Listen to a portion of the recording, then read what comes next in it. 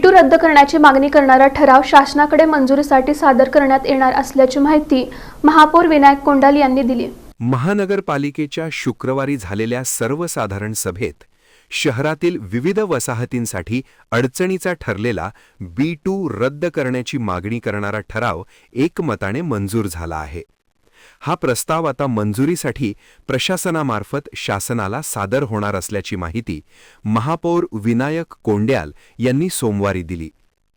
महापौर कोंड्याल म्हणाले, शहरातील 7 रस्ता, मुलारजी पेठ, कर्णिक नगर यासह विविध परिसरातील जमिनीचे मालमत्ता पत्रक आणि 7-12 उतार्यावर B2 सत्ता प्रकारची नोंद आहे। या नोंदीमुळे मालमत्तांच्या खरेदी विक्री व्यवहारांवर निर्बंध आले आहेत। बांधकाम परवाने मिळण्यात अडचणी निर्माण झाल्या आहेत। यामुळे महानगरपालिकेच्या उत्पन्नावरही विपरीत परिणाम होत आहे। हा सत्ता प्रकार राज्य शासनाकडून रद्द करण्यात यावा अशी मागणी करणारा प्रस्ताव सर्वसाधारण सभेत आला होता। सर्व नगरसेवकांनी या प्रस्तावाला एकमताने मंजुरी दिली आहे। त्यानुसार हा प्रस्ताव आता प्रशासनामार्फत राज्य सरकारकडे पाठवत आहोत।